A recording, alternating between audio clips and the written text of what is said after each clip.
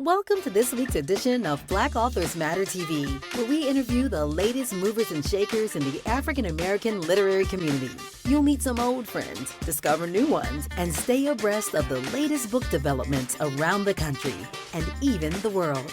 So sit back and relax for the next 2 hours with Black Authors Matter TV co-hosts Gwen Richardson and Dr. Rhonda Lawson.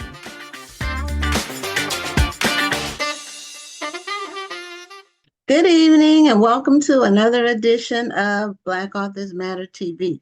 I'm Gwen Richardson, your host for tonight, and my co-host, who is a 20-plus year veteran of the United States Army, is celebrating Veterans Day with her family. So she won't be on the show tonight, but we want to let her know that we appreciate her service. And for all the veterans out there, thank you for serving the country. We should not take it for granted because these people put their lives on the line in the event of a potential engagement with a potential enemy or nation or whomever group from the United States. We need a solid armed forces. So we appreciate their service and their sacrifice. So we have another great show tonight. I do want to let you all know about the National Black Book Festival that just occurred. We're posting photos. So we got our photos back from our photographer, the official photos. We had someone there for 6 hours taking photos on Saturday. And so we're posting them a few a day. We're still going through them. We have to go through them and identify the people in the videos and all that. So, but go to our Facebook and Instagram pages and you will see the photos there now. We started posting them on Friday. So we're excited about that. Beautiful photos that he took. And he did a great job. His name is Cedric, and we appreciate him. So our first guest we're bringing on, and as a matter of fact, this first guest was at the National Black Book Festival, and we met him there. And as a result of him participating in one of our networking games that we do, he won an interview on the show. So I want to welcome Odis Muhammad to Black Authors Matter TV. And Odis, do you have a way to put more light on you? Because it's like you're in the dark. Let me see if I can work on that. Yeah. You have a lamp nearby, or let me try something. Okay. Or even a phone light will work, but you would have to have some way of like standing it up to use it for that.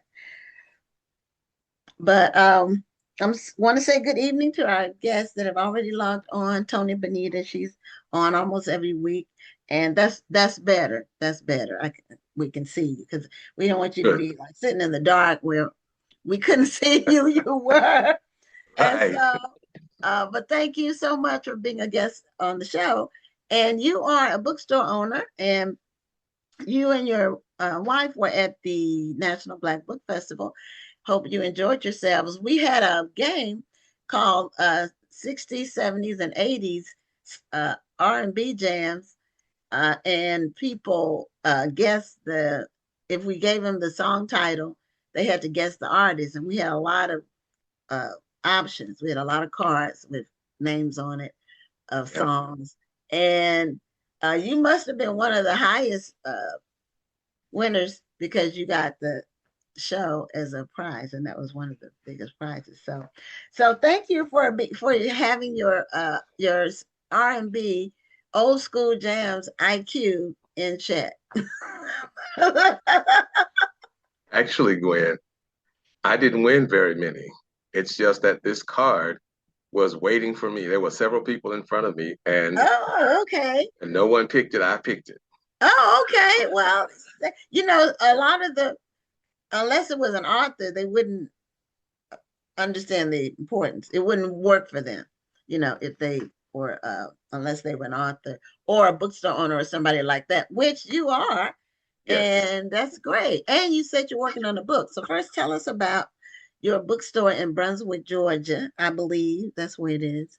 Yep. It's in Brunswick, Georgia. Um, and it's called Respect for Life Bookstore. Okay. And we started seemingly a very long time ago.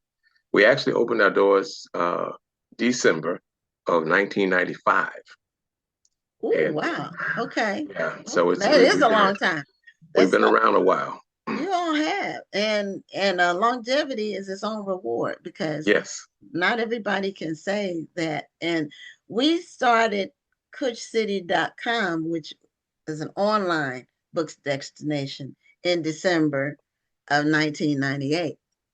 So it was in December, it was just 3 years later. And then we opened the store in 2000. So we started only online and then we had the store for 10 years. But you've had your store Hmm. for going on 30 years now. Yep. We sure Wow. have. Yeah. Wow. That's a long time. So, and was it you and your wife who opened the store? Yes. It was. And before we started the store, we actually got some advice from a well-known person, Hakeem Matabuti. He was Okay. in our area because there was the National Kwanzaa celebration of 1991, I believe, maybe 92. Um, I had an opportunity to ask him about what did he think about a bookstore in this area, and he suggested, well, you can do that, but in order to survive, you're going to have some other stuff with it. And so we took that to heart, Mhm. and we made sure that we always had stuff with it, as he said. Other stuff. Other Yeah. stuff, yeah. Yeah. When we had our store for 10 years, we started with books and then, we added other stuff. Hmm. So we still ended up going back online and we actually ended up focusing more on marketing and promotion for authors because that's what they were asking us for. We had a Okay. lot of demand for that. And that was how we ended up doing the National Black Book Festival, working with all the authors with their marketing. We said, wouldn't it be great if we could invite all these authors to one event? And so we started the book festival in 2007. And this year was our 18th anniversary. And I'm so glad that you did that. I just, my wife and I had a wonderful time in Houston with you guys, and we're looking forward to coming back to the next one. Okay. And maybe by that time, we'll have a finished product, and we'll be a vendor instead of just checking out vendors. But it was a wonderful experience, and the workshops were great. I learned a lot of stuff, and determined that I'm going to have to be in the self-publishing category Okay. because some of the things I learned, comparing the two while we were there, it just made me understand that I have to go that route. That's going to be for me. Okay. Yeah, there's some benefits and some drawbacks to anything that you do. Uh, I wrote a book about it's called Write It Right, the guide to self-publishing your best book. And I have a chapter in there on some of the pros and some of the cons of self-publishing Mm. or versus being with a traditional publisher. And I wrote that book, I want to say, maybe 8 years ago, something like that. But everything is still relevant. Yeah. And, when you self publish, you have more control. Mhm. You can publish as often as you want. You can publish across multiple genres. You can say what you want to say in your books. Mm. And I have 15 books, all self published. So, Wow. and they're on Okay. different topics, but I mean, different genres. But you have more control. So first, tell us about your bookstore, Respect for Life. First, that's a somewhat unusual name for a bookstore. So what made you come up with the name Respect for Life? That's your name. Well, we are registered active members of the Nation of Islam, and in the late '80s, Minister Louis Farrakhan went on a Stop the Killing tour. Um, and I think the bookstore sort of came out. We were trying to curb violence in the Black community. And so that name was born out of that. And the rest of us, and of course, at the home base, the National Center in Chicago, and that just became a brand, so to speak. And so you'll find in different locations in the United States, you may be riding through an area where we are, and you'll see Respect for Life bookstore. I have a friend who was traveling in England, and he came back to tell me, man, I was walking down the street. I look up and I see Respect for Life bookstore in England. Oh, Well, okay. I was a merchant in the Macon, Georgia Mall. Was visiting her, and I told her about the store. And she said, I got something that's going to be interesting for you to look at. She pulled out a photo album of her journey, her travels in Ghana, and there is a sign that says Respect for Life bookstore. So it's not really franchised, so to speak, but that's just something that we commonly do in the Nation of Islam. And so if you Google Respect for Life bookstore, you'll find a few locations. And so that's what it was about. And how we get that done, it's important we push creative expression. And that's what, writing is. And I feel like a lot of our young people do what they do out of their frustrated ability to express themselves. And so one of the things that we started doing at Respect for Life Bookstore is hosting spoken word sessions. And when we started, I didn't see myself as a writer, but one of those sessions, a friend of mine did a piece, and it was so impactful. It affected me in a way that I said, I got to do some of this. So I started writing spoken word pieces. And Okay. and then I had encountered and become friends with an author who was living in this area. She's from Macon, but she was living over here on St. Simon's Island, Tina McElroy Anson. And Yes, yes. well, Did she through pass some away community, recently? she did. In Okay. I think it was 2023. Okay. But through some community organizing work, we encountered each other and kind of got to know each other. And when she started hosting the Sea Island Writers Retreat, the very first one, I attended that. And one of the things that you had to do if you go there, you had to bring 10 pages of your work. And she reviewed it. Of course, I was a bit nervous Yeah. with the consultation, but she had some good things to say. She was very, very encouraging about me writing and finishing the book. Now, that was 20 something years ago. Okay. Yeah, about 21 years ago. And I actually came back from the retreat and put that away in a corner in the back of my closet. Other stuff started happening. I think we had another child. And, as they say, life started lifing. Yeah. And it got tucked away. And until 2020, when the pandemic hit, I was sitting around, we had a lot of time at home. And those thoughts started coming to me like, hey, maybe you should go ahead and start working on that book again. And so that's where we are. That's how we got started with the writing piece. But as a business, we have the other things that come with it. We have the books, we have the artwork, we have the incense, we have the oil-based colognes. And my wife is a really good baker, so we have some pastries in our bookstore. And of course, and we add events to it.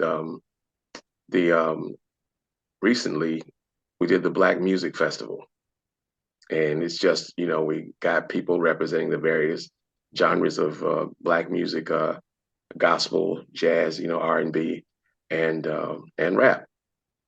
So we did that. We did the Black Wall Street Festival. It's an effort to encourage our community to support Black businesses and for Black businesses to bond together and rebuild our community. So that's the kind of, oh, we also, do the Kwanzaa celebrations every year as well. So between the activities and the other stuff, we're able to keep going. Now that's in Brunswick, or do you expand that? Okay. How big is Brunswick? Brunswick, inside the city limits, has a total population right now of about 23,000 people. Oh, okay. So it's relatively small. Yes. So the county has just under 80,000 people. Okay. Which county are you in? Glenn County. Glenn County. I hadn't heard of Glenn County. What part of Georgia are you in? Well, in relation to Atlanta, which most people know, and Atlanta is in the north part of Georgia, but because it's really close to Tennessee. But are you like in the southern part? We are so far south, we miss being Floridians by 30 miles. Oh, okay. Tony Benita, who is in Florida, she watches the show, and she said she knows you and your wife purchased books from them. So I guess because she's in Florida, she must be. He said his wife and her used to be in a book club together. Tony Benita. People call her Mama Tony. Okay, well, I remember the book club. It's been a while. Okay, I do remember the book club. Yeah. Yeah, it's small. She's probably in the Jacksonville area. She is. In I thought so. Mm-hmm. I thought so. Yeah. And it's a small world, and the Black literature world is even smaller. It's a very niche community, so to speak, because the percentage of Black people who read and purchase books isn't that big in relation to the whole population. Right. So that's why when you have a bookstore, you need to have other stuff. You can try to stay in business.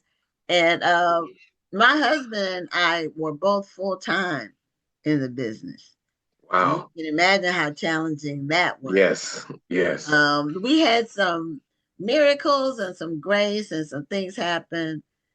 When we wanted to quit, something would happen. I remember one day, I mean, we were just like, we didn't know if we could keep going. There just wasn't enough money, and we just said, we're going to have to quit. So, his best friend is the one who helped us go online. And so the first thing he said was, no, we've come too far. But, we still woke up. We went to bed discouraged, but we got up, and we had every intention of that day being our last day having the store. And we got there at 8:00 because we had to take our daughter to preschool. And it was during the Christmas season. So it was like early December. And 8:00, people started coming to the store and spending money. Wow. It was an amazing, it was incredible. It was a miracle. It happened all day long. They were coming in and spending, and they weren't spending small amounts. Wow. So it was just, okay, so that was our sign. We needed to keep going. Yeah. Sometimes when you're in business, it's not for everybody, and it's definitely not for the faint of heart. You have to be tough. You have to believe in it, and sometimes you just have to say, we need to keep going, and what do we do to keep going? But that's now, I had never told that story before, ever in public. It's a great story. You should tell it more often. Yeah, it was what year was that? Like 2002, maybe. It was in there. So it's been over 20 years ago, but things happen. Yeah. So, Tony Benita says she's 35 miles from Glenn County. Okay. So, well, she might not quite be all the way in Jacksonville, then she's 35 miles. Okay. Well, I know she's close to Jacksonville. Yeah. So, what is like what are some of the books in your bookstore that are the most popular types of books that people come in and buy? Well, it has shifted over time. In the beginning, the kind of stuff that everybody wanted was the like the Francis Cress Welsings and the um, Chancellor Williams, the Destruction of Black Civilization, Mm-hmm. those really heavy, hard-hitting books, Mm-hmm. the Asa Hilliards and, some of the, Yeah. I guess, the classics in that area. And then, we kind of started to attract people who wanted, novels. You know, Mm-hmm. um, we actually had a one year in February, we had a romance novel book signing, and Brenda Jackson, who was there at the Black Book Festival, she came Yes. to Brunswick, and she was one of our authors. So Oh, it was, yeah, it was Brenda Jackson. I'm getting some feedback. I don't know where it's coming from. Can you hear it? I don't hear it. Like sometimes when I something anyway. Okay. Yeah, Yes, she's from Florida. yeah, Mm. yeah. It was Brenda Jackson, and I can't think of the second author, but the third author was actually a young lady that I went to school with, and I think she was like on her fourth novel, and it's funny. I went to school with her, and her name is escaping me right now. But Okay. she'd left here, moved out to California, and started writing. Um, and so she was. It was great. That was the theme, the focus. And I didn't get a chance to speak to Brenda before we left there. Yeah, Um, because her session was I'm trying to see, maybe my volume is too loud. Um After they left the book festival, they had an event in town at a local okay, bookstore. okay, So they kind of did a double present, I see. appearance while they were in Houston. And that was their first time in Houston. We brought them to Houston 15 years ago together, Okay, Beverly okay. Jenkins and Brenda Jackson. And so they hadn't been to Houston together since then. Wow, wow. Yeah. So we were able to get them this year. And it took, we booked them a year and a half in advance. And that's generally what happens with the featured authors. We have to book them at least a year in advance Wow, that's something. before their schedules, because if you don't get them then, they're already booked. Hmm. You have to wait for the next one. So I think we booked them both in June of last year for this year. Mm, wow. Yeah, yeah. This, the people who are in demand, and a lot of them, they don't. Well, one, they don't want to travel all the time. Right, Uh, they have to write, and they're on deadlines. They're constantly putting out books. So they have to respect those deadlines. right. And because they're with traditional publishers and those deadlines are serious. Yeah, and I think one of the things that one of your presenters said, talked about, she said she would never go traditional because she's not going to take something that God gave her and hand it over to somebody for a check. And it was something about that comment that just sort of stuck with me that, I'm thinking, yeah, I think I got to follow her because I didn't want to go through writing something and then present it to somebody and they got to make all of these changes and they want to do this and do that. And um, I just didn't want to get in that fight. You know, um, Yeah. I think Tina's first book, um, what is Ugly Ways of Baby of the Family? Yes. Uh, she talked about, flying into New York and having to go to war about her book, with the editor. And I'm thinking, wow, I mean, they really want to just take stuff that you wrote and pull it out and change this around and all of that. So I don't think I'm up for that fight. So I want to Well, say, I've had people I'm getting some feedback and I don't know what's causing it. But I've had people tell me that and this is something funny you'll be able to appreciate, that the editor told them that their characters weren't black enough. But it was a white person. weren't black enough. Yeah, they weren't black enough. Because Hmm. they were speaking without slang or they weren't from the streets. Hmm. They had a stereotypical concept and Yeah, everything. yeah, And they also, some of them believe that the readers want that stereotype when that's not true. There's all kinds of black people, yeah, not just one yeah. kind of black person.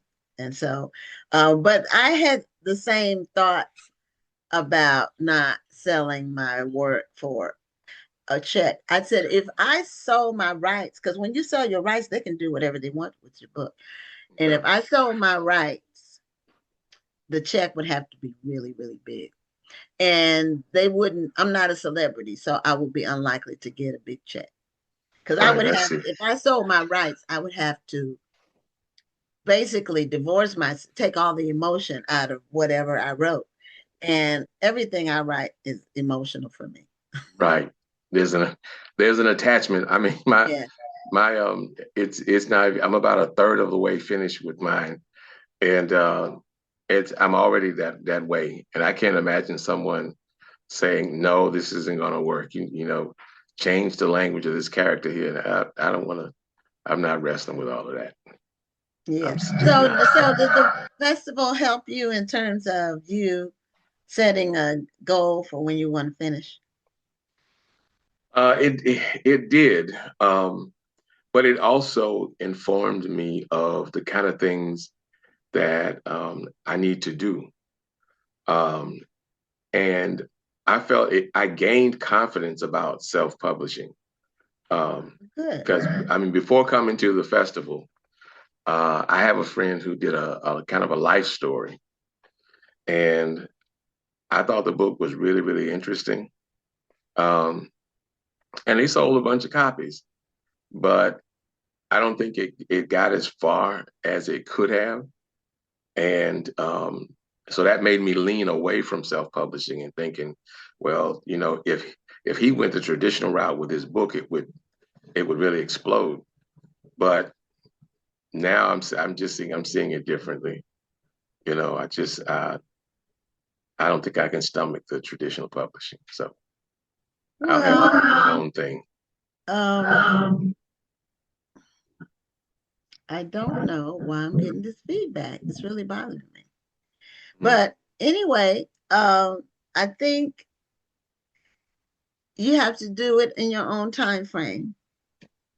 yeah, Just because it's traditionally published doesn't mean you're going to sell a gazillion copies. It's just all there's a lot that goes into it, and a lot of people's books sell, a few thousand, 10,000 maybe. That's a good number, average number. But like the million selling type stuff, that's a rarity. yeah. And it's really on a first book, it's basically impossible unless you're a celebrity. Mm, And even they don't sell high numbers. It depends. yeah. So, well, the Respect for Life bookstore has been around for almost 30 years. I guess this December is 30 years. Um, You said it was yeah. 1995. Yep. So So, so this December is 30. happy anniversary. Well, thank you so much. We'll have a And special celebration. yeah, thank you for coming to the book festival and thank you for sharing your uh, experiences on the show and telling us about the bookstore. I'll be on the lookout. I'm going to pull up Respect for Life bookstore and see how many different locations there are and where they are located because I didn't know that about the nation. Yes, ma'am. I know some things about the nation, but um, I didn't know that. So thank you so much for Thank you. informing us and happy holidays. Happy Kwanzaa and Happy New Year. All right. Thank you so much, Gwen. Okay. Have a good night. All right. You too. Oh, bye-bye. Bye-bye. Okay, that was Odis Muhammad, and he is a bookstore owner in Brunswick, Georgia, and he attended the National Black Book Festival. So next we have an author that I recently heard about, and then there's so many people that are writing books, and we've had over 800 guests on this show, but there's always authors that we encounter that we didn't know about before. And Angela Henry, our next guest, is one of those authors. I started seeing her work with her latest book. And so I said, let's get her on the show to tell us about her work. Then I find out she's written a lot of books and been writing for years. So, Angela, welcome to Black Authors Matter TV. Well, thank you for having me. It's great to be here. And you have a new book, or a recently published book called The Family Lies. Right. But take us back to when you first started, because you said you've been writing. You want me to take you way back? Way back in the time, like as the song says. Okay. So you said you celebrated your 20-year anniversary recently. Yeah, this is my 20th anniversary as a published author. My first book was published in 2005 by BET Books. So I don't know how many of you remember that Black Entertainment Television used to have a publishing division. So I first started my first book, which was The Company You Keep, the first book in my Kendra Clayton mystery series, probably back in the mid 90s, about 95, 96. It took me about 4 years to complete it because I did not know what I was doing. It was the first time I'd written short stories before, but it was the first time I had attempted to write a novel. So I decided I wanted to write mysteries. The Company You Keep was my first attempt, and it took me 4 years to write it. It took me another 6 years to actually get it published. So I hung in there. Wow. I was determined to get that first book out. So I was fortunate enough to be offered a contract by BET Books for my Kendra Clayton mystery series. So that's how I got my start. Okay. I remember BET Books because we had a bookstore during that time. We had a bookstore from 2000 to 2010. So it was around the time when there were a lot of imprints that were established for Black books during was that early. Kush City? Yes. Yes, I remember you guys. Yes. Yeah, I remember. Yeah, we started online, then we had the bookstore, and we still, that's still our parent company name that we do everything under. So we have the National Black Book Festival that we put on every year. And then this podcast, the previous guest was, he was talking about how he started writing his book during COVID. He had like put it in a closet. And there are so many books. The people that we've had on this show that said they wrote a book during COVID is probably like at least a third of the authors who've been on, because I did a book during COVID. So, I did too. It was a lot of time to just, a lot of time to be at home. And, exactly. Yeah. So why did you decide to pick the mystery genre? Well, I decided to pick the mystery genre because I love mysteries. Since I was a kid reading, Nancy Drew and Agatha Christie and all of that, but there just weren't a lot of books, or if any back then, with characters that look like me, Black characters. And I decided that I wanted to contribute to the genre. And I had an idea about because, most of the Black mystery writers that were, coming out at the time I started writing my book, they were set in the big city, or, they were detectives or police detectives or private eyes. And I decided I wanted to write a book about an amateur sleuth, a teacher who solved crimes in her small town in Ohio. So that's what I did. And that's how my Kendra Clayton mystery series got started, because I wanted to kind of help fill the void that was there at the time. Now, of course, there are lots of Black mystery writers, and I'm, it's so thrilled about that. But back then, there weren't a whole lot of us. Yeah, there was one author, and I can't call his name. He was writing about what you said. He had a he was a detective. I think he was in Chicago, and he wrote books about the Chicago detective. Mhm. I Yeah, can't that call sounds his kind of name. familiar. Oh, And he wrote like a bunch of books, and I read them all. Like, and then he died, like died suddenly. oh, his name Hugh Holton? Yes, that's Yeah, him. yeah, I That's remember him. him. Thank you. Yeah, I had like six or seven of his books, and then I was looking for the next one, and then I read that he had died, like I think yeah, suddenly. yeah. And He's his a book, I don't know if his books are still in print, but they were really Yeah, I good. enjoyed his books too. I cannot remember the name of his detective though, but they were very good. They were very good. Mhm. So, but you are right, that mystery category. And he's the only one that I can really recall that was writing the mysteries during that time period, that was writing a lot of them, Mhm, that where and he had that same main character in mhm. all the books. Yeah. Mhm. Yeah, some of the authors that I got my inspiration from when I first started, there was Barbara Neely with her Blanche White series. There's Yes. Valerie Wilson Wesley. She had Tamara Hale. There Yes. was Eleanor Taylor Bland. She had Marty Yes. McAllister mysteries. There were some.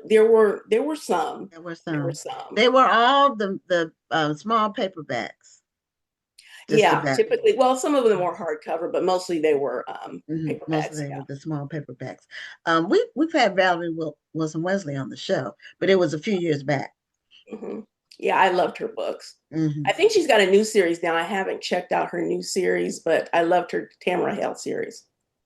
Yeah. Now, when you are writing your books and reading mysteries, do you get inspiration from other writers, not copying their work, but um, style inspiration or um, some character development inspiration? Not really. I kind of get some inspiration from like different tropes, like genre tropes, like the Okay. humorous mysteries. Like because my books have a lot of humor in them. My Kendra series. Um, Okay. I also like what they call dual narration or dual timeline, where parts of the book, like I did that in The Family Lies, parts of the book take place in the past and then Okay. others in the future, and the timelines kind of converge. So I like doing that. And I also love multiple dual point of view. So you get the Okay. first person point of view of a bunch of different characters, so you can see kind of what's going on in everybody's head. So um, Okay. genre tropes, I do get inspiration from other authors, but not like, anything else. Okay. So, do you have any challenges coming up, continually coming up with different story ideas? No, not really. I'm a hybrid author, so I write for a publisher. I write thrillers for Storm Publishing. It's a small publisher out of England, and then I self-publish. So my self-published stuff, I can do whatever I want. But Hmm. my books that are published by Storm, they have guidelines. They have certain things that they want to see. Like, I write thrillers for them, and they're big into the big twist ending. So a lot of times when I'm editing my manuscript and sending it to my editor, she'll send it back, and she's like, "Oh, that was good, but I need it to be twistier." So then I got to go back and I got to figure out ways to add twists to it so it's believable and not ridiculous. But those are the only challenges I have currently. Is when you write for someone else, you got to kind of do it, their way. So Okay, so twist at the end. Uh, and sometimes when you read something, some twists seem artificial or manufactured. Not, I'm not referring to your books, but what you just described, it sort of makes sense in terms of some books you read. it'll have a twist at the end that doesn't follow with the rest of the story. It's like a twist for the sake of a twist. Yeah, yeah, and that's something you kind of have to really look out for because you don't want, when you're writing any kind of mystery plot or thriller plot, you kind of, especially with mysteries, not, I don't think it's so much with thrillers, but with mysteries, you can't just pull, the bad guy out of thin air at the end. It has to be someone who was there all along. You can't have Right. it be, the pizza guy that showed up that was there and he only had like one line or something. You kind of wanted the readers to figure it out for themselves. That's why you put clues in there. But yeah, you have to really watch out for, it has to be believable. So Yeah, because sometimes they will have somebody be the villain that really had very little a role throughout the whole story. right. So, I'm an avid reader, and so and I write. I'm also uh, I'm self-published, but uh, I write. I have a lot of books, so I look at styles, and sometimes I'll be reading something, and I'll say, I would have said it differently. I would have said that, you know, line differently. Yeah, So, one thing I will say is, and I don't know if you're the same way, I can't read other people's work while I'm writing my own because I don't want to be, you know, and sometimes, influence. and sometimes it's subconscious. It's not, Right, yes. intentional. Right. So yeah, Right. If it's the same genre, no, I can't. right. I can't read the same genre that I'm writing. Yeah, right. Because Yeah. yeah, because then you get influenced. It's not intentional. It's just No. no, human that Yeah, you it could just kind be. of sometimes it can sneak in It when you can. expect it. It can. And you want to keep it original. Yeah, exactly. Hmm. So you are whatever happened to BET books? Well, okay, so BET Books, they offered me a 3-book contract. They published my three, first two Kendra Clayton books. By the time my third Kendra Clayton book came out, they had been acquired by a much larger publisher called Harlequin. Okay. Hmm. Yeah, and Harlequin's mainly known for romance. Yes. So, um, they published that third, Harlequin. It was because the imprint I was under was BET Books. It was called Kamani Sepia. Yes. And Hmm. yeah, Hmm. so my book came out under that imprint. The last one, Kendra book, the third Kendra book came out from Harlequin. I think it was Harlequin Sepia or Kamani Sepia or something like that. Okay. And then they decided they were going to pivot to strictly romance content. So, they went from publishing all across, the genres to just focusing on romance. So those of us who were not writing romance lost our contracts. So BET was absorbed into Harlequin. So that's what happened to them. Okay. So you were mentioning before about mysteries versus thrillers.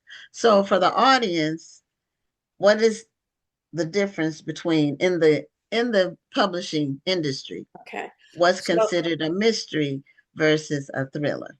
Okay. So the difference between mysteries and thrillers is mysteries are clue driven.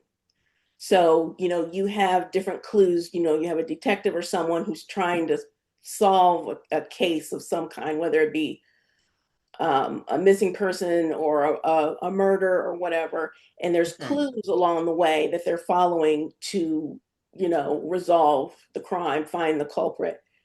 Thrillers are more motive driven. So they gets more into the backstory of the characters and their motivations and why they may have wanted to harm whoever died or whatever.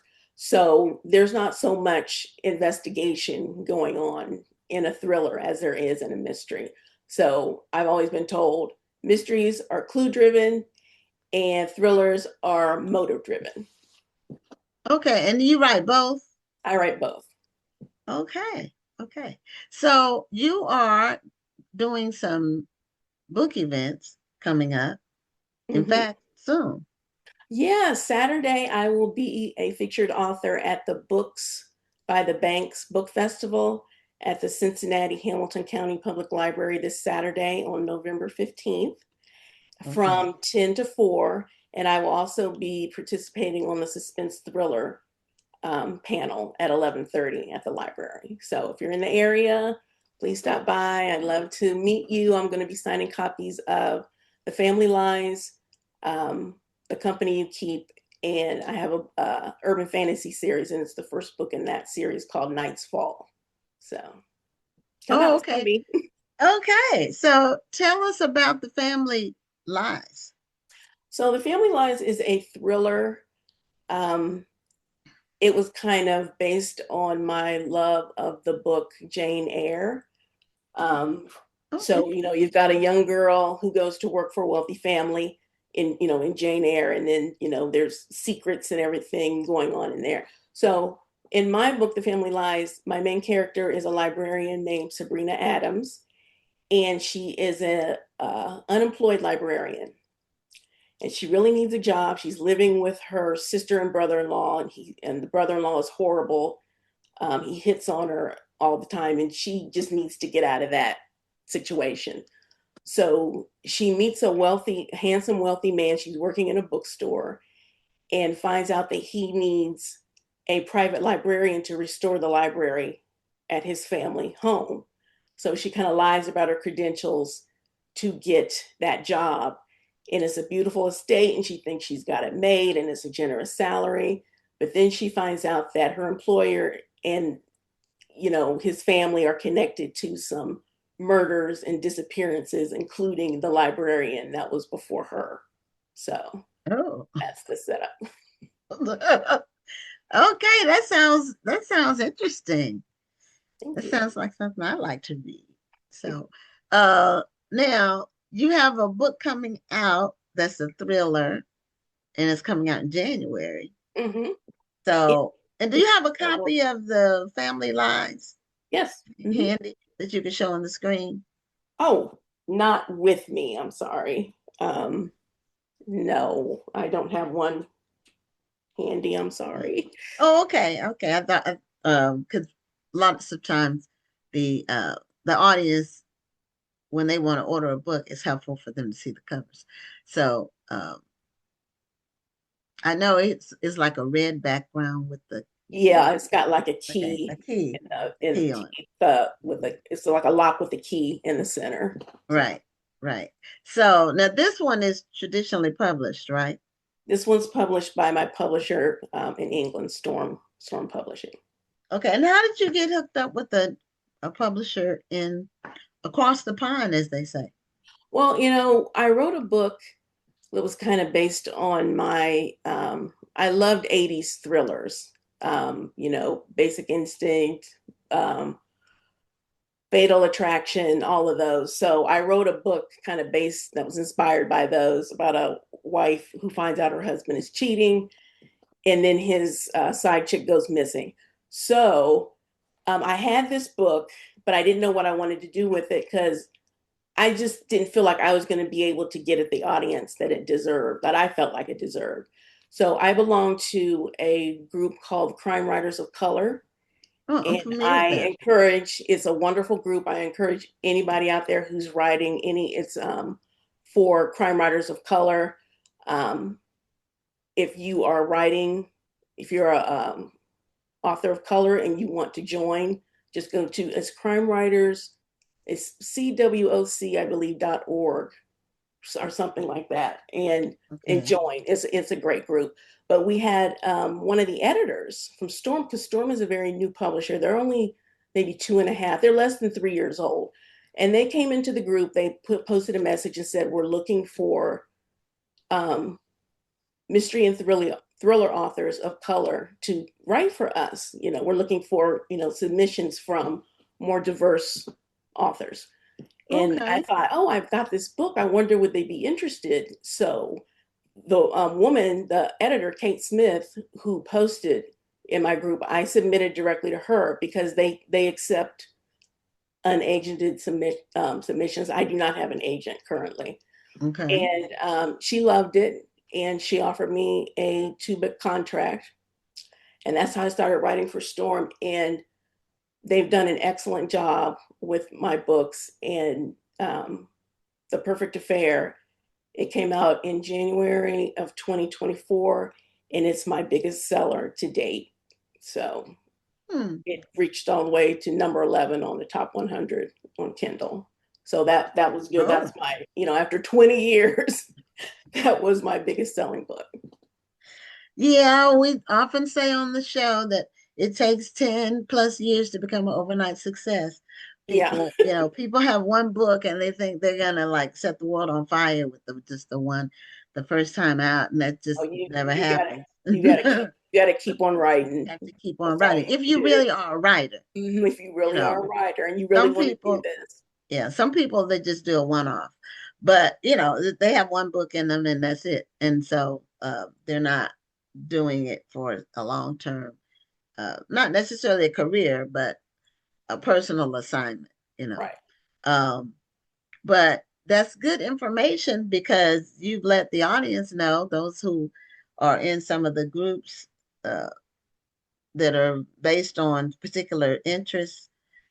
And Tracy Clark, I think that's her name. We interviewed her on the show, and she talked about that crime fiction writers of color. Yeah, crime writers of color. Yeah, I believe. Yeah, I think Tracy is in that group too. There's quite a few. Yeah, her book is called, I think Hyde is one of them. And they have one word title. She's got quite a few. Right. So that's an example of publishers. They're looking for content because publishers have to have books to publish.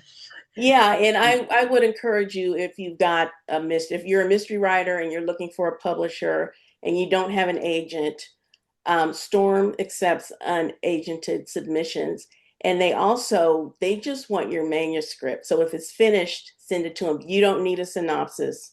They just want your manuscript. So okay. it's stormpublishing.co. So yeah, definitely check them out. Okay. Yeah, there's another publisher in England that did a lot of young adult type Black history books. And there was an author that was on the show a couple of years ago that was with them. And it was like the rewriting for a young adult audience of Black historical figures. And they had her doing multiple people. I mean, and I don't know, I'm just going to throw names out. People like George Washington Carver or Benjamin Banneker, like that. Like bio. Yes. Yes, but for a young adult reader, right, not for small kids. So she wrote a lot of those. And it was a company from Great Britain. So you just never know where your opportunity may be. There's all kinds of publishers. There's lots of them. So, explore your options. There's a lot. I mean, there's a home for your book. If there's a home for your book, you can find it because there's a lot of publishers out. And like you said, they're looking for content. Right. Now, Deshaun Thomas, who's watching the show, said about the mystery you described. She said, ouch, ooh, no, not ouch, ooh. That mystery novel sounds juicy. That's what she said. So she said, that's why I've got 2 more books on the way. I heard that, no one-offs. So she's a writer as well as a reader and watches the show. And she's one of our newer viewers. And we've had the show for 5 years, so we had a lot of different people come. And I've learned a lot of new authors myself just from being a producer and co-host of the show that I wouldn't have known about had I not been looking, keeping my ear to the ground about what's new coming out. And so and that's a shame. There's a lot of books and authors that just go unnoticed because they don't have like a big publishing machine behind them. Right. And sometimes even if a book is good, it's not really generating the word of mouth that it should to get the attention. And, it's a shame that, but, Yes, it's just kind of there the are nature of some, publishing. yes, there are some very good self-published books, Hmm. and there are some way overhyped traditionally published books. Definitely. Definitely. I see a lot of that. I'm on TikTok and I see a lot of that Yeah, on and TikTok. A lot I of won't overhype. name it, but I read some of them, and I'm like, this book is not even good, but it's just overhyped, just all Yeah. the hype. And then which means that you can sell, people say some people can sell ice to an Eskimo. You can sell a flawed product if you know how to promote. Yeah, it's all about the promotion and the It is. attention. And yeah, that's just kind of how it is, and I really don't know what the answer is there because, I'm trying to get my books out there more too. So, if you figure it out, let me know. Well, we try to bring as many people's books to public awareness as possible. That's what our job is. And this show was developed because of COVID. So it came out in July. Our first show was July of 2020. And we did the show because we couldn't have our annual book event in person. Oh, wow. So we didn't want our efforts with literature to die. And so we said, well, let's do a podcast. I don't even think we called it a podcast because the word podcast wasn't really like being used all the time like it is now. And we But we all had to pivot during COVID, we and all had to a lot of good pivot. a lot of good stuff came from that. Yes, and we've been doing it every Tuesday ever since. We've only time we miss a Tuesday is during the holidays or occasionally other times. But we've had 800 guests and 200 and something shows. I've Oh, lost track of the number. But we interview 4 people every night, and we do authors, we do publishers, we do marketers, bookstores, book clubs, anybody in the space. We do. We talk to, and we have an award show. So we do the award show every May. So what happens with the awards?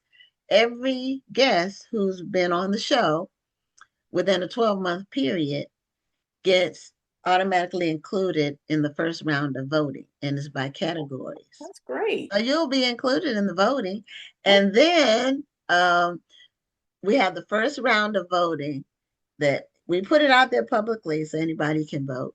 And then we have 5 finalists in each category. We normally have like 15 categories, something like that. And then we have the finalists in that second round of voting. Then we have a show just for the awards where we announce the winners like the Grammys. oh, cool. That sounds like fun. It is fun. We started doing it like right after the first year, and we've been doing it every year. It's a lot of fun. It's a great night. So this just some of the, you have to keep your show fresh and interesting. You can't, just Right. you have to keep new guests, interesting topics. And I love that I found you because I love reading mysteries. And my 2 nonfiction books, my 2 fiction books, my 2 novels are thrillers. Oh, So they it's a are. series. It's a series. It's a Oh, I 2-part didn't series. know that. Yeah, Check that out. it's called, well, the first one is the Genesis Files, Okay. and the second one is Exodus from Treachery. Okay. And do you have a pen name or do you publish those No, under? I published under Gwen Richardson. My name that's on here is Okay. they're both All on right. Amazon, I'm and I gonna have check good those out. reviews. It took me 5 years to write each book, so that's Well, 10 yeah, years. I told you it took me 4 years to write my first book. Right. so, so I'm not fast with writing fiction, but I get it done, and I enjoy doing it. I'm thinking about doing a part 3, but we'll have to see. Okay. Well, Angela, thank you so much for being a guest on the show. Well, Once thanks for having again, me. your book is called The Family Lies, Mhm. and it's out now. And then your book that's coming out in January is called The Only Witness. So Correct. look for those books wherever books are sold and support Angela's work. Okay. Well, thank you. Okay, thanks for being a guest on the show. Well, And thank you for having me. yeah, have an enjoyable holiday season. You too. Have a safe and happy holiday. Okay. All Bye right. bye. Bye-bye. So those of you all who watch the show know that we have a process called the Black Authors Matter Children's Book Awards. And we announced the award winners in 8 categories at the National Black Book Festival. And so tonight, the last 2 guests are both winners of the awards. The first guest was a winner in the age 13 plus category, and his name is James Johnson, and his book is called Dark Country. And he won for having the best book based on what the judges scores. And we have a panel of judges that scores all the books that are presented. And he won this year, and I believe he submitted a book the previous year. I don't think it was the same book, but this year he was a winner. So congratulations on being a winner, and your award was already shipped to you. So congratulations on that. Do you have your award handy? Oh, we need you to unmute. No, I don't have my award handy. I got it downstairs. Okay, do you have your book handy? I do. Okay, great. So the book that you won for is called Dark Country. You want to show the cover of the book?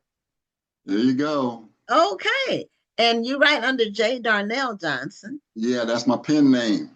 Okay, so is the J for James on your pen name or no? Yeah, the J is for James, and Darnell is my middle name.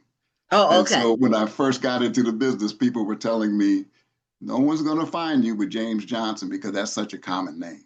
That is And true. so I said, let me break it down a little bit so it'd be more unique and people wouldn't have that much difficulty finding me. That was good advice. I went to either elementary or middle school with the James Johnson. Oh, yeah. Mm-hmm. Well, I hope he was as cool as me. He was nice. I remember him being nice. So anyway. Good. So tell us about Dark Country and what is it about? Give us a synopsis of what the book is about and what motivated you to write that book for a young adult audience. Yeah, so Gwen, I just wanted to say thank you for having me on. I appreciate you having a forum so Black authors can speak and talk about what they're doing in terms of literary works. Let me just give you a little backdrop, and I'm gonna read something and let me know if you heard this before. Okay. All right. There's a 5th dimension beyond that which is known to man.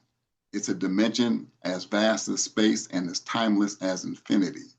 It's the middle ground between light and shadow, between science and superstition, and it lies between the pit of man's fears and the summit of his knowledge. This dimension of imagination is an area which we call the outer limits. No, or the Twilight Zone. The Twilight Zone. The Twilight I knew it was Zone. one or the other. You got it. Okay. So I came up, during the 60s and 70s, and so I was really into the Twilight Zone. Okay. But then in Dark Country, in my afterword, this is what I wrote. Think about being betwixt and between, neither here nor there, straddling the light and the dark, neither free nor enslaved. It's time to step out of the shadows and into the warmth of the sun's rays, but you seem to never quite reach them. Freedom is so close, yet so far and elusive. Sounds like you just entered the Twilight Zone, right? Okay. Right? So go is ahead. this person like traveling through time? Is this a time travel book? No, it's not. Okay. But I'll finish and I'm gonna give you a little bit more information here. Okay. And so it's not the Twilight Zone, but it's more fittingly, it's like you stepped into Dark Country. And another way to think about it is, think about the time right after slavery ended and your former slave masters were not happy about it. They had to share power with Negroes who were just been slaves, and now all of a sudden they got to let them be free. And so, the white slave master may have said, okay, go fend for yourself. Go buy your own clothing, your food, and your shelter. Let's see how you're going to do without me. And Negroes said, hey, I've always been dependent on other people. What am I going to do? I don't have any money. I don't have any education. I don't have any access to resources. What in the world am I going to do?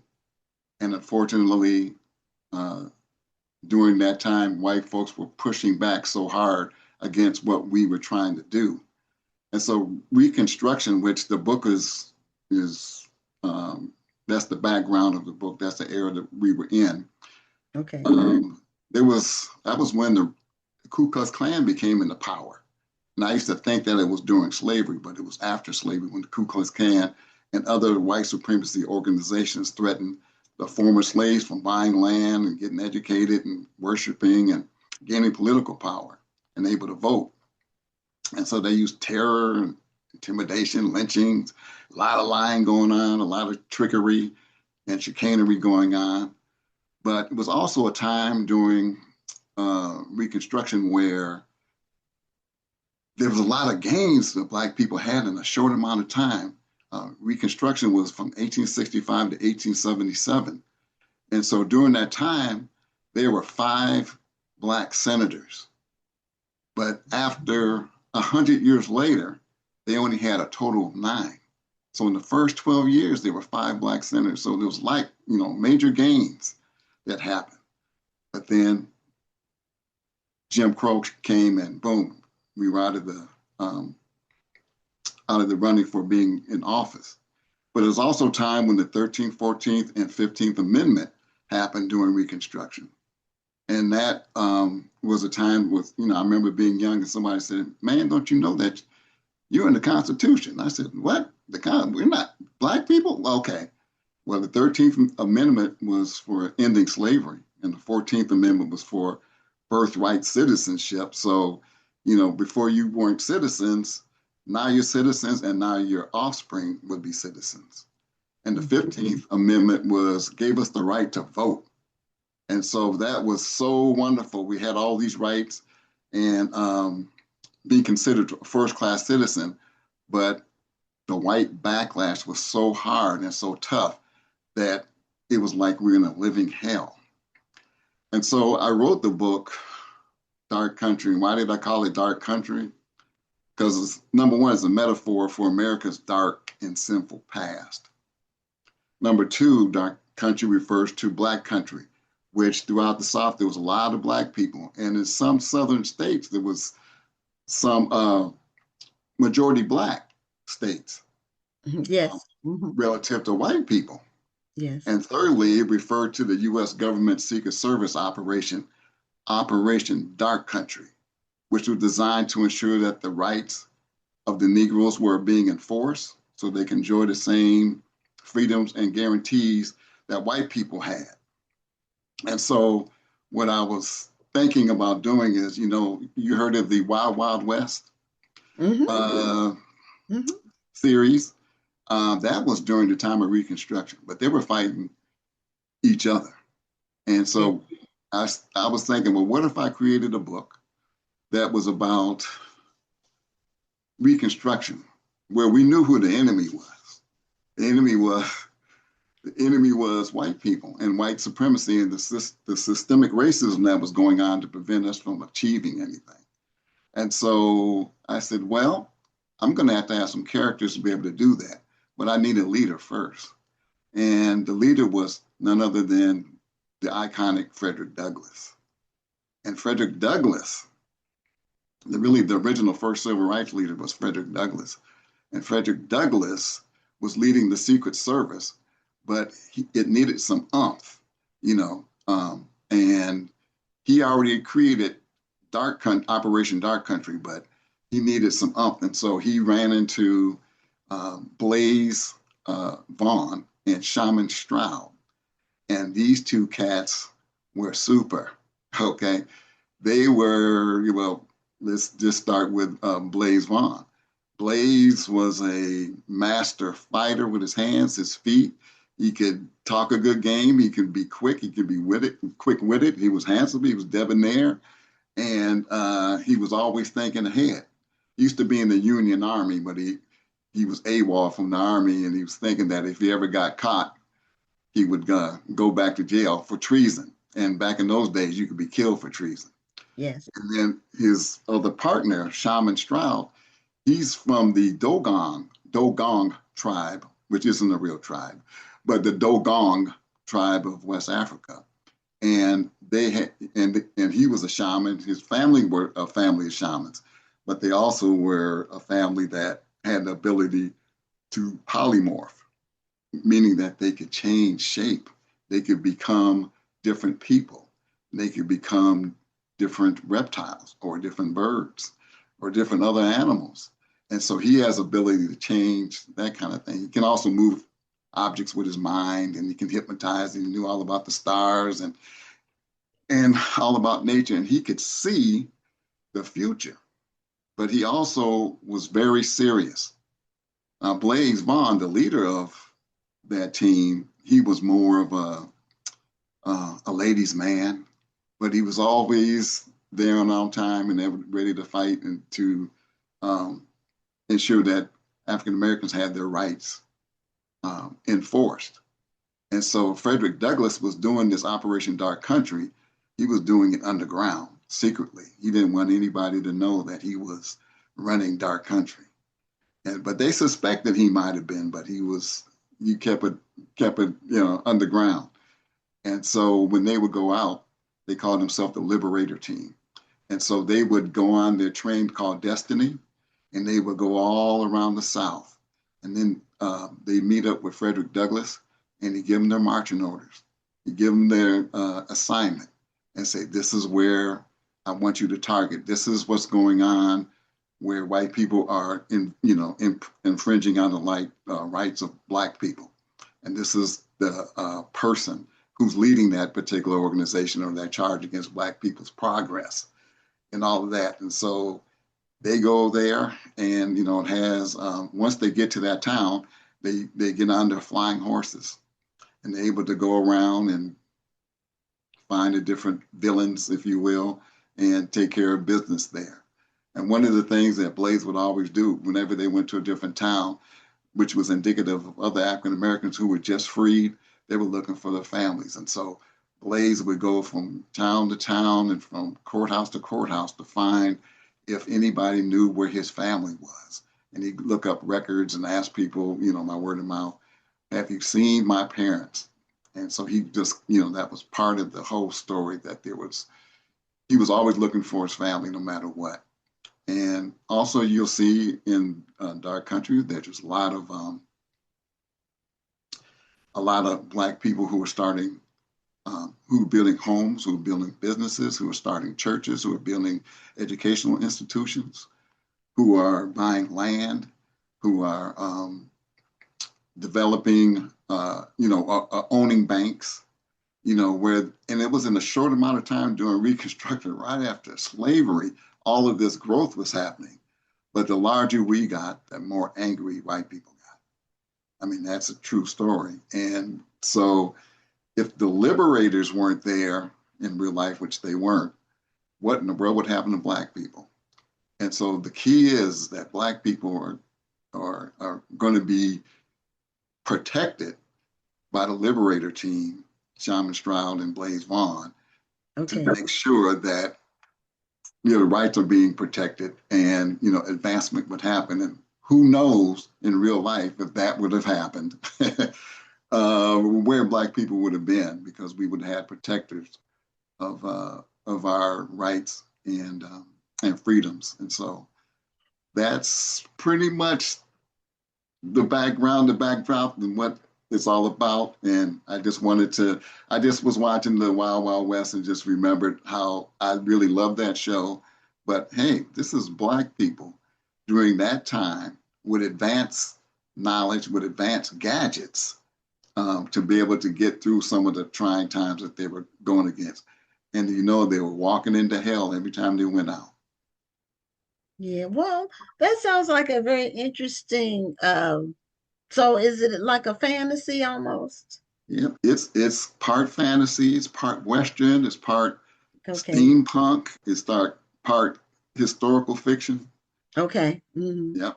Yeah, because uh a lot of people, well, I won't say a lot of people, some people don't know Jim Crow was after Reconstruction, but it was not instituted immediately.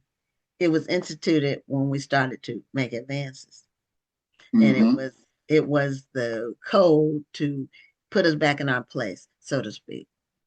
And it was a long time before, well, really the civil rights movement when uh, the pushback began against it. But we had rights and they were stripped. That's basically what happened. And then And we that's when didn't. the color, the water, the colored water fountains and the colored restrooms and riding in the back of the bus or the back of the train or whatever. Um, just all the and then the just little, and I don't know if I want to call it little things, but things like we couldn't try on clothes in stores for years, for No, decades. Black no. people, we had to buy it without trying it on because we Mm-hmm. weren't allowed, except our own stores. Now, the black owned stores, we could, but if we ventured out to purchase at a white owned store, we couldn't try the clothes on. No. And and you are, you live in Texas, and Yes. my family's from Texas. Okay. And so we would go to Texas during the summer in the 60s and 70s as a Mhm. family, go to a family reunion. And it What was part? like, well, Marshall, Texas and Crockett, Texas. Okay. Not that far. I'm in Houston. And you're in Marshall's not Houston, that far. It's and up Marshall's not 59. that far, No, up it's not. 59. Right, up Yeah. 59. Hmm. Yep. And so what we would do, we would go there, and my father and mother were both from Texas. And Okay. so we would go there and they would say, don't look a white man in the eye. And this was in the 60s and 70s, not 1860s and 70s. This Right, was right. 1960s and 70s. Don't look Mhm. him in the eye, and keep your head down, walk on the other side of the street, make sure you don't make any fuss. Just say, yes, ma'am, no, ma'am, every time you speak to him. And we weren't used to saying yes, ma'am, and no, ma'am in the North, where I'm from, Minneapolis, Minnesota. And Okay. so we weren't used to talking like that. And so it was a big difference. But this wasn't during Reconstruction. Right, This was right. over 100 years later that this was happening. Correct. I'm not from Texas, so Okay. I'm actually from the East Coast. Okay. But so I wasn't I never well in the all of the color signs and all that, that was before me.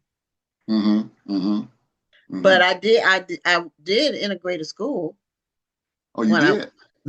in third Ruby grade. Bridges? Ruby Bridges style? And no, actually, it was in Henderson, North Carolina, Okay. and it was a school before the government forced integration. They did an experiment. They had 7 black families integrate a Mm-hmm. school, and they had my father was a pastor, so they had one. It was a doctor, a lawyer's family, a teacher, Yeah. yeah, and so we integrated this. It was E.M. Rollins School, but You're in the my history books. well, it wasn't violent or anything because it Mm-hmm. wasn't like it was like experiment. So my actual experience as an 8-year-old was very positive because I was fortunate that I had a teacher that Mm-hmm. was very open-minded and fair. Not everybody had that though, but I did. And I will say, I was the only black child in the class, but I was the smartest kid in the class. And Oh, and the students and the teacher acknowledged me as the smartest kid in the class. is that right? Hmm. Yeah, Oh, that was a crucible that gave me a lot of confidence later as I went through life. yeah, that would really lift my spirits if that was happening. It to was be unusual. being the only Black. Probably. I'm thinking about writing a children's book about it. It was really like surreal in terms of what you hear about from that time. Oh yeah. Oh, absolutely. And And my you're living evidence of that. yeah, my dad was a pastor, and he had a like a I think a Buick. He had a late model Buick, but he Okay. bought an old car, Mm-hmm. and I remember it very well because we were embarrassed to ride in it because the back floorboard in the back you could see the street. It was Oh, like, but he didn't want the people at the school to know he had a new uh, Buick. It was, you know, he oh, I didn't know. want it to be I an get it. issue. So that's why I really I've already started making some notes, even doing some research about that time, and because it's a different story that kids might benefit from. Oh, yes. And I hope that you put that out there because that's kind of what I do. Is like when I put my works out there, it educates, but it also entertains. And not just for it's my books are not just for Black people, it's for all people because all people need to understand and read about our history and culture and Yes, celebrate our history and culture so that it's not anything foreign, it's not anything. Because some Black people, it's, you talk about Black history and it's like, I don't want to hear it. But at the well, that's same kind of time, stupid. I mean, you need to know where you came from. Otherwise, you really don't know where you're going. You don't have, and we need to hear more about the strength that our ancestors had to that's right. have to deal with what they had to deal with for us to be here. Hmm. You We know, couldn't even be where we are today if it no, wasn't for our ancestors who got us the opportunity, and some of them died. right. But they really put their hopes and dreams in us. And so it's really our obligation to do our best. It's just and my parents, my dad, he actually ended up getting a PhD, but he went to school. He had 3 jobs. He was like a preacher in a rural area. Then he had 2 other jobs while he was raising a family. It Oh, was wow. the things that they did just to so we could get ahead. It's just incredible.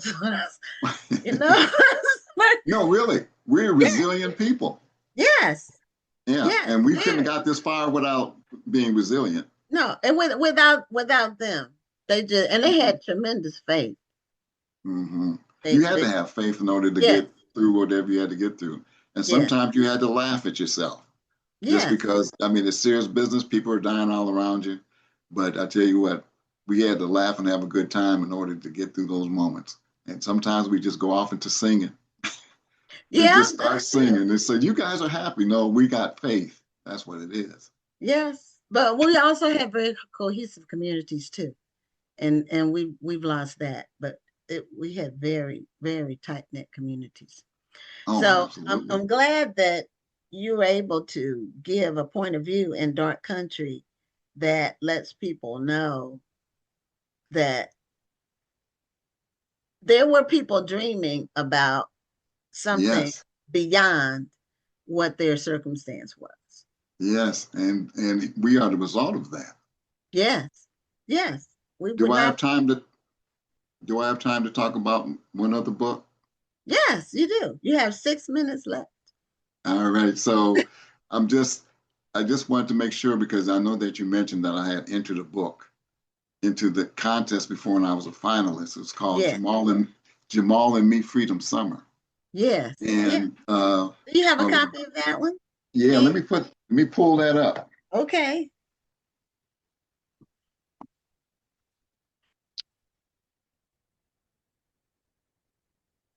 okay, yes, I remember that. I remember that book. Remember that? Yes. Yeah, so that's Jamal and Me Freedom Summer. And one reviewer put it this way: do you know that a simple jar of jelly beans stood in the way between Americans and their fundamental right to vote? The story is how candy became a tool of oppression and how one young boy's special talent connects to this dark chapter in history. It's mind-blowing. And I said, that is perfect summation of what Jamal and Me Freedom Summer was about. Jamal and Me Freedom Summer was a real event, 1964 Mississippi. And Jamal is a jelly bean counting whiz kid. And he is so excited. He comes home, he tells his mom and his grandmother that he won another jelly bean counting contest. And his grandma Lynn said, boy, I wish you were around when in Mississippi, where I grew up, where you had to count the number of jelly beans in a jar in order to vote. And, you know, him and his brother Jordan couldn't believe it. And they were like, oh my God, I wish I could be around Grandma. I would just go down there and I would show her, you know, count those jelly beans for her so she could vote. Well, his dream came true. And what ended up happening was he met a beautiful black butterfly lady named Queen Azina. And she came into his room and said, I will take you to 1964 Mississippi, down in the Delta, down to Illinois, Mississippi, where Fannie Lou Hamer lives. And that's where your great grandmother, my dear, lives. I can take you back in time. So this is a time travel book. Okay. Take you back in time. And so he sends him, Jamal, his brother Jordan, and their dog Pharaoh back in time to Mississippi to find their great grandmother, so that he can find his great grandmother, so he can go with her to the courthouse and get her registered to vote. But he is such a whiz kid at those jelly beans. He's telling his great grandmother, I'm not going to fail you, my dear. I'm not going to fail you. I'm going to count those jelly beans and you're going to be able to vote. And so the rest is history. You have to read the book to find out. And you can get my books because I write children's books and I write adult science fiction and fantasy. Okay. And so and I write everything in between. And so young adult, middle age, early readers, all of those things. I have 10 books out.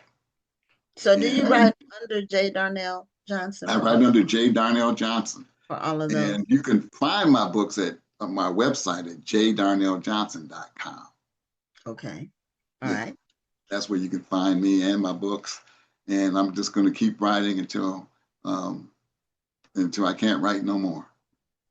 Well, good for you. And for those who may not know about the whole jelly bean, counting the jelly beans, as a way of keeping Black people out of being able to vote, they had these ridiculous tests and measurements that they knew you couldn't pass.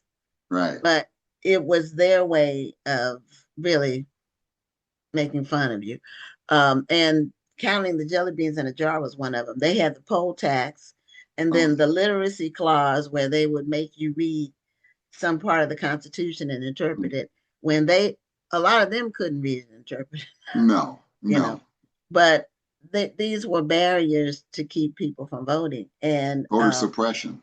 And it's in the South primarily. I don't think they did it in the North.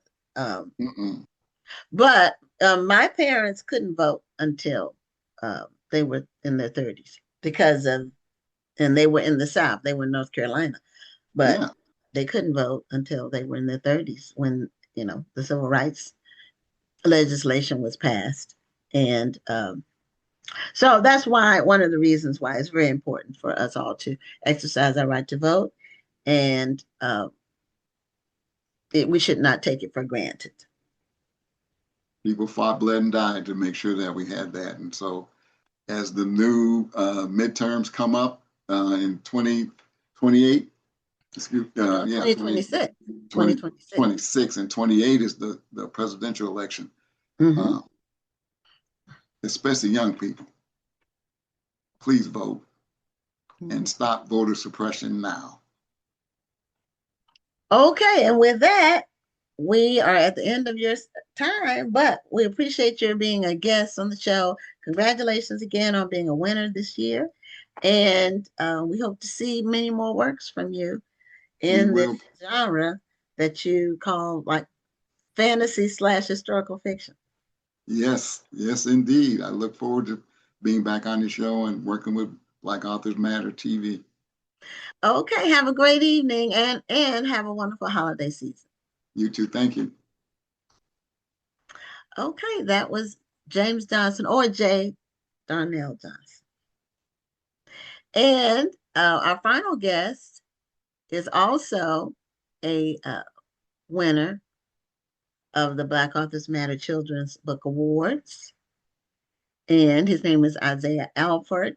He won in the Best Illustrator category for his book, I think it's Mila's Magical, wait a minute, what is it?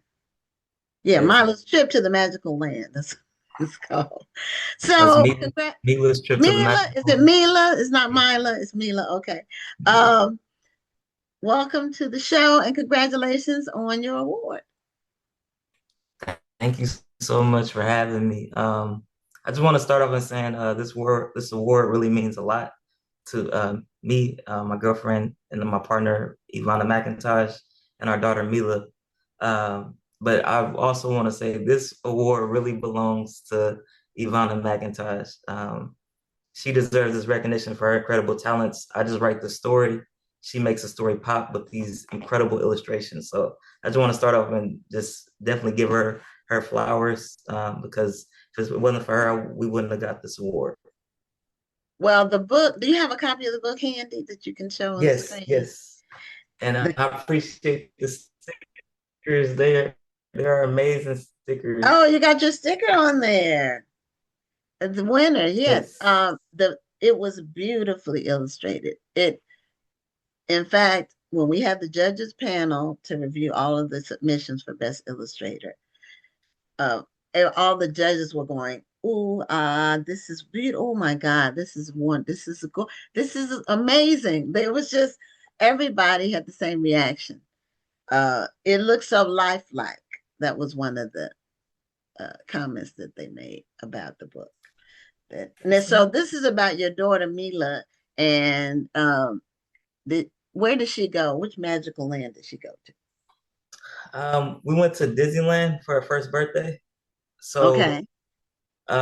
We wrote this book and published this book as a joke, to be honest. Like we wanted to create a book about the experience, and so when she gets older, she can't say, "Mommy, Daddy, why you haven't took me to Disneyland?" So we have a whole book about it. So yeah, we took her to this theme park, and we had such a great time. We wanted to turn that experience into book form, and then reach families who took their kids to these magical places as well. So okay, well, that's some authors do put their children in books in some form or another, especially when they write children's books. They will yes. Make one around their children. Now, sometimes they will use the child's name, but sometimes they'll change the name and make it more generic. But you use your daughter's name, Mila. Now, how old is she now? She's 2. She just turned 2 last month. And it was a reason why I want to use Mila's name in the book and then use her as one of the front covers is because growing up, we didn't see a lot of ourselves in books. And so we want to make sure our daughter sees herself in books. And we didn't know this book would grow as big as it's grown so far because we just started writing last December. So the fact that it got an award, we're just really grateful for this opportunity. So thank you. Well, there's sometimes your first, now is this your first book? Yes, this is our first book. I mean, we have 7 now, but this is our first book. Okay, that's wonderful. It's when you get recognition for work that you've done, it's very gratifying. It makes you appreciate the work you put in and the time. And it also makes you appreciate that other people enjoy your work and they see the effort that you put into it. But the illustrations really told the story. Really, the illustrations without the words told the story. So it was very, this is beautifully done. Now, are you able to show the book? I would like to, I have a screen share. Are you able to show the pages from your computer? Or can you I just don't have show it the up book? right now. Okay. Yeah, I Or can just can show you the just book show if the that's, book? Okay. yeah. All right. So show us the cover first, again. And it's Mila's Trip to the Magical Land. And now Yes. does that picture look like her? She's in a stroller. It looks like. Yes. Do I have a, Do you have a yes, picture of it her? looks, one second. Okay. I hope I Okay. don't show my feet.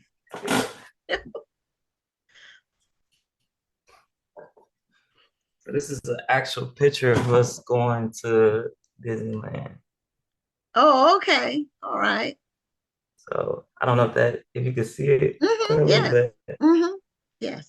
and we tried to make sure the character looks similar, but not too much like her.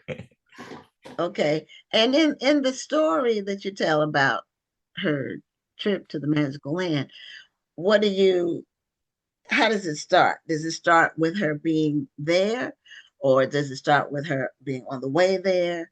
How does the story unfold?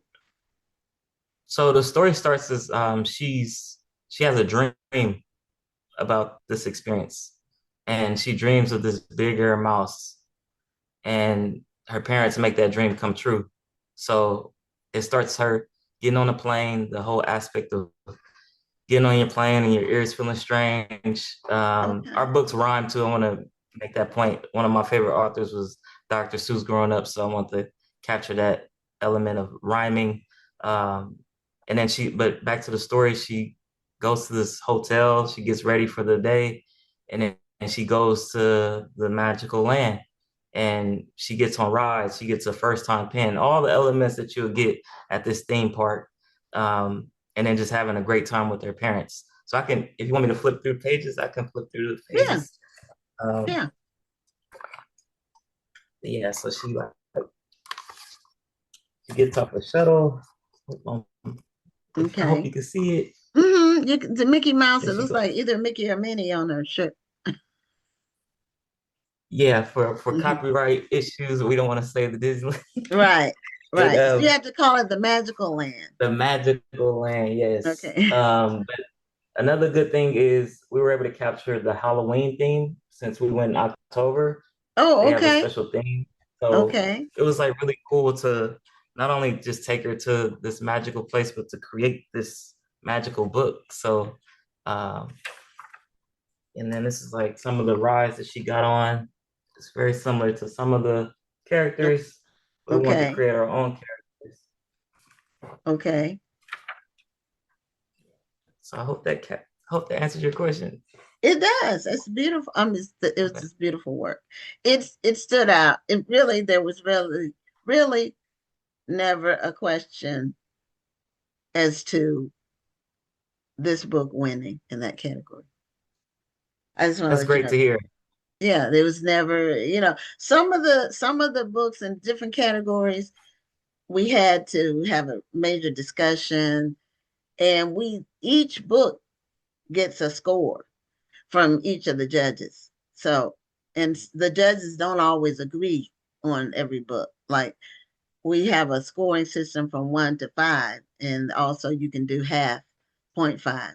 So one judge might go, okay, it's a 2.5, and then another judge might say it's a 4. So in your case, there were no low scores. There was never any question whether this book would win. So it was just so above, head and shoulders above all the other ones in terms of illustrations. So, and what's happening now, what we liked about it, what's happening now, unfortunately, people are using AI for illustrations instead of actual illustrators. And in our system, any AI illustrations are disqualified from competing for best illustrator, because the best illustrator should be a person, not a computer. And Right. so we don't accept AI work for that. And some people are using AI to write the books too now. It's so much. We went to an event this week in the Texas Book Festival, a group of authors. In fact, all of the authors who went were judges for the awards.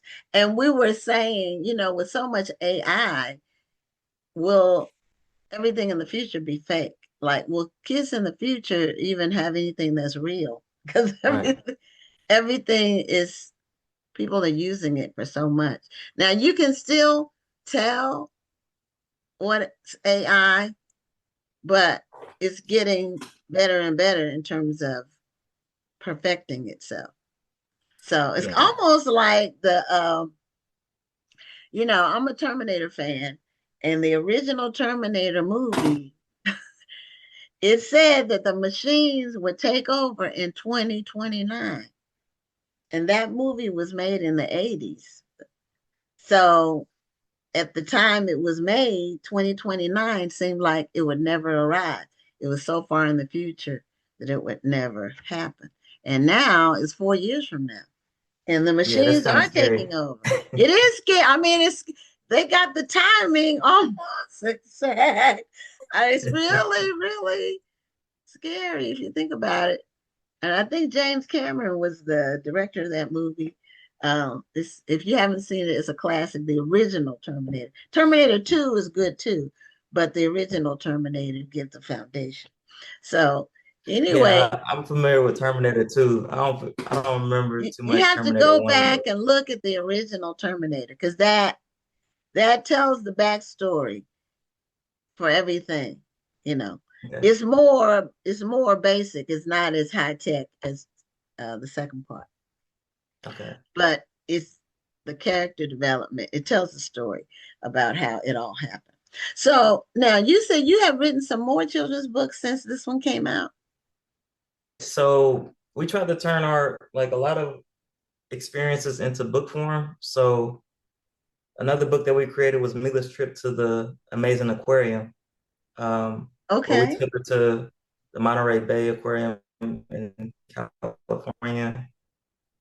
And one of her favorite movies is Finding Dory and Finding Nemo. So we wanted to take her to an aquarium so she could see what a real life Finding Dory looked like, or a blue tang. So then we wrote a book about that. And as a matter of fact, it's right here. Okay. All right. Mila's Trip to the Amazing Aquarium. Oh, okay. All right. So you're taking her whole life and making books around it. How far are you planning to go in terms of her lifespan with all of her trips and turning them into books? Probably until she tells me to stop. Like for example, we just took a trip to Europe about a month ago, and of course I'm gonna write a book about it so she can see just the experience that we took her. And then on top of that, it's just affecting the youth. Just if they could see themselves in these books, or it can inspire them to not only want to go to the magical land or to go to a theme park, an aquarium, they have the ability to do so, and just creating that family experience as well. So that's what we want to capture was in our books is love, family, imagination. And in fact, with this book, Mila's Trip to the Amazing Aquarium, we got such positive feedback that we were able to translate the book into Spanish. And I want to give a big shout out to my colleague, my supervisor, Raul Huerta. He was able to help me out a lot with translating the book and making sure it has the Spanish feel to it. So, and that's this book right here, Mila y su Vea al Acuario Asombroso. Oh, okay. Congratulations on that. That's wonderful. That's wonderful. And we also created. So you took Mila to Europe with you? You all went as a family? Yes. We took her to Barcelona and went to Europe, to Rome to go see one of the 7 wonders of the world. The Colosseum. So it was just amazing. I plan on writing a book about it. I'm actually starting the process of writing a book about it. So that's great. I haven't been to Europe Yeah, it is on my bucket list. I've been to I other highly countries, but recommend Barcelona. Highly yeah, recommend. my daughter went to Greece and loved it. Did you get to go to Greece when you were Not there? yet, not yet. It's definitely Okay. on the bucket list for sure. Okay. Yeah, she went to three places in Greece. So I think that when they flew over, they were in England, and then, or maybe I forgot wherever they went, but wherever they were, the last trip, they were very close to Egypt, but they didn't go, but they were very close to Egypt. And I didn't know Greece was that close to Egypt, so that was new information. But they went to three different places in Greece: Santorini, Mykonos, and I forgot the other one. Athens. Did they go to Athens? But she loved it, and she said she wanted to go back. So my plan is to go on a Mediterranean cruise. So I already had Oh looked. In yes, we fact, love the we cruises. had booked one before COVID. COVID upended our Mediterranean cruise plans. So we ended up rebooking, and we ended up going to Alaska, which was really, really a beautiful cruise. So that was That's one of our things we love to do is cruising. We love cruising. In fact, we have a cruise book coming out, Mila's okay. Ship of Wonders. So it's Okay. coming out really soon. So Okay. Yeah, I love hopefully we can cruising apply too. for it. Yeah, to me, a cruise is the best vacation. You know, you can go different places. It's affordable. The food's included. You can eat as much as you want, or it's a little. You can do things on the ship. You can do nothing if you want to. There's a lot of free stuff on the ship. You can get off the ship for an excursion or just get off. Uh, you can go to shows or even be in a show. I've been in two cruise shows as a singer. I was Aretha Franklin on two Carnival cruises on the show. I have the video and the photographs. They give you, you had to audition, and they had different people. They had somebody being James Brown. They had somebody do uh,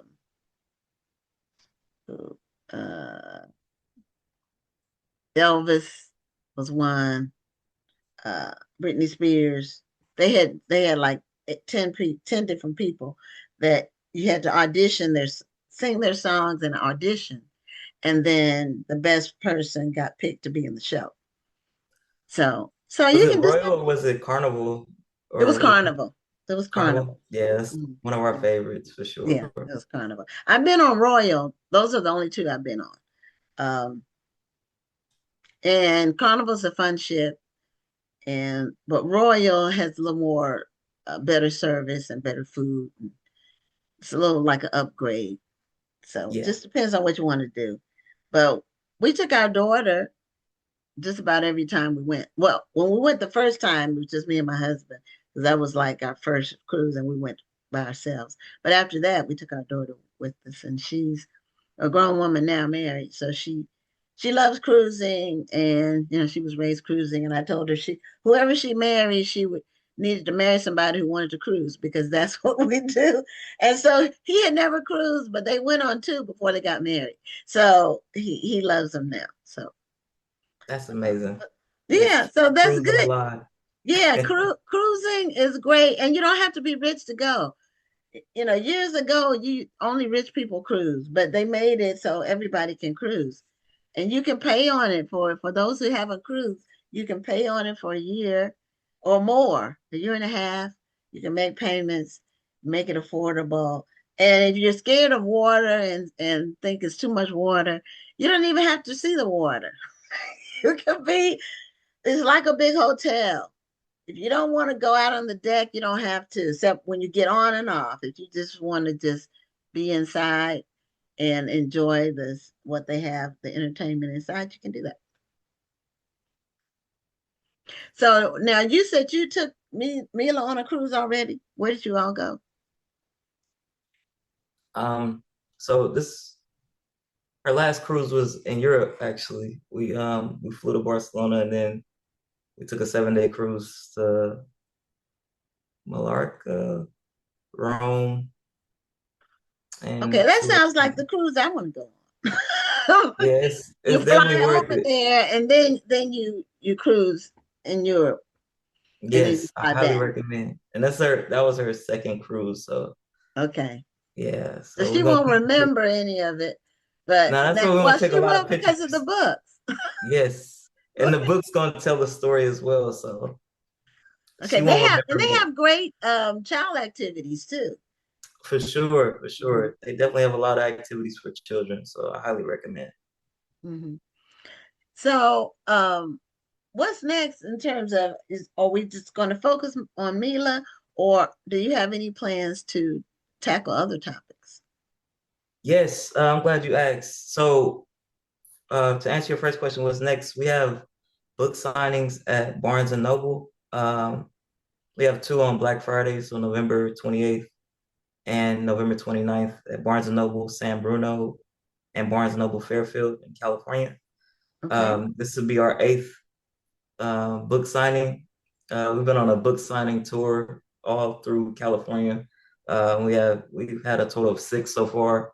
I'm sorry, seven, between Southern California and Northern California, and we had a special book signing out here in Sacramento at Underground Books. They're a big help to upstart our brand. Hmm. Um, and We're also, familiar with them. yes. Hmm. We're Wait, I'm familiar with sorry. them. We're I familiar didn't with hear. underground books. I'm trying to think, have they been on the show? Because we've had a lot of bookstores on the show. I think I reached out to them, but I don't know. I can't remember if they've been on the show or not. But I think it's Marcus Books, but I think they're in Oakland. Are they in Oakland? Yes, yes. Marcus Okay. Books. They had one of our books in their store as well. Shout out to Okay. Marcus Books. Yeah, he's Uh, been on the show. oh, that's amazing. That's amazing. Yeah. But yeah, we want to continue to create more books. We have a Juneteenth book out, Black and Free, a Juneteenth story. And it's actually three of our stories are on YouTube as well. So if people aren't able to afford the book, they can definitely go on YouTube and still um, feel feel the book, see the book, and enjoy the book. So Now, how it's would they find it on YouTube? What would they look for? Mila's Storybook Corner. That's our brand name. Okay. MILAH' Storybook Corner. That's our TikTok and Instagram as well. So that's where all of our books can be found. So do you And we have some recently just got animation? Are they like, is it like a cartoon animation of the book? Is that what it, or on is it YouTube. somebody telling the story and basically the pages going? Is So it on like a YouTube, narration? yeah. So I'm narrating one of the books, which is like really cool. And there's animations on the book as well. Okay. So and this is all like Ivana McIntyre's creation. Like she's phenomenal at all of this. So definitely want to give her kudos and give her flowers. So, but yeah, it's on YouTube, TikTok, and Instagram. And then our books just got on to Walmart.com as well. So Walmart online. So that was just amazing that this thing is blowing up. Okay. Yeah. And so 2 years ago, you didn't know you were going to be where you are now with all these books, huh? Actually, a year ago. A year ago? Yes, yeah, we just started. December 2024 was where Mila's Trip to the Magical Land was created. So Okay. yeah, this is all inspired by our daughter Mila and our love, our unconditional love for our daughter. So I just hope she knows when she grows up that we love her unconditionally, and that we created this specifically for her, and we just want to inspire her to be great when she gets older. That's wonderful. So you have some Barnes and Noble's book signings, and you signed some other places, and you're in Sacramento. How far is Sacramento from? Is it Disney World or Disneyland that's in California? Um, yeah, Which one? Disneyland is in California. Disney World is in Orlando, In but Florida. Okay. it's LA is about 6 hours away from us. So Oh, okay. Good distance. yeah, So it's that's pretty a nice far. road trip. Yeah, it's about 6 hour drive and an hour flight though. So Okay. Yeah. Have I been to Sacramento? I feel like I have. I've been a lot of places in California. And I think I went to Sacramento when did we did the Pacific Coast One drive Mhm. from San Francisco to LA. Oh yeah, It's a beautiful drive. It's kind of scary. for sure, for sure. Because the ocean is like, one wrong move, Yeah. you be over a cliff. And but it's where the mountain and the ocean meets. It's really beautiful. Yeah. So with this book and the other ones, are you submitting them to any other awards processes? Have you submitted any of Um, the other ones yet? I Well, haven't submitted any yet.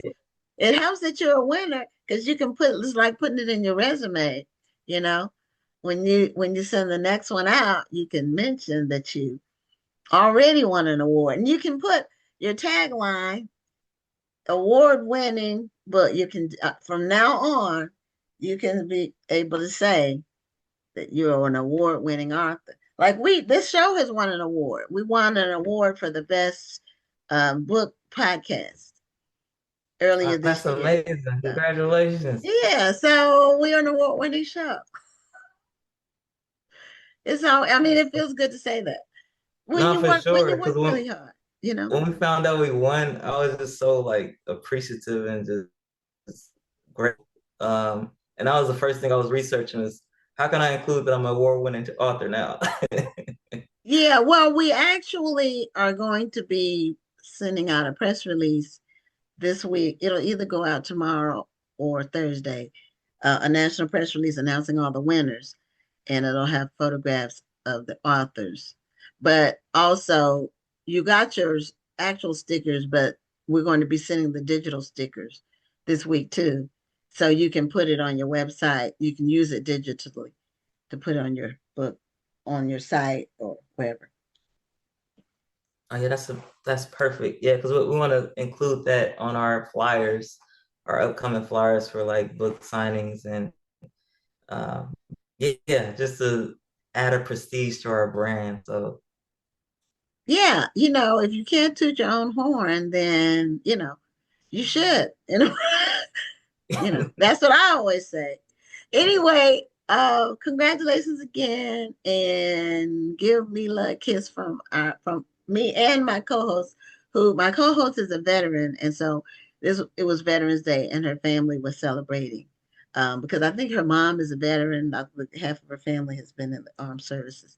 So she wasn't on the show tonight because of that. But give Mila a kiss from both of us, and we'll do. continue to make her experiences memorable because you get one shot at being a parent. I tell people this, and you can't replace those years. You can't get them back. You get one shot, and so Sure. congratulations to you and your family for doing. Oh, there's your award. Thank you. We really appreciate it. You're welcome. Have a This is great night. beautiful. Okay, so that is the end of tonight's show. And we will be back next week with another amazing episode of Black Authors Matter TV. Thank you for tuning in. I'm Gwen Richardson signing off. And I expect Rhonda will be with us next week. But thank you so much, and we'll see you next Tuesday. Thank you for tuning in, and join us next Tuesday at 7 p.m. Central, 8 p.m. Eastern for another edition of Black Authors Matter TV.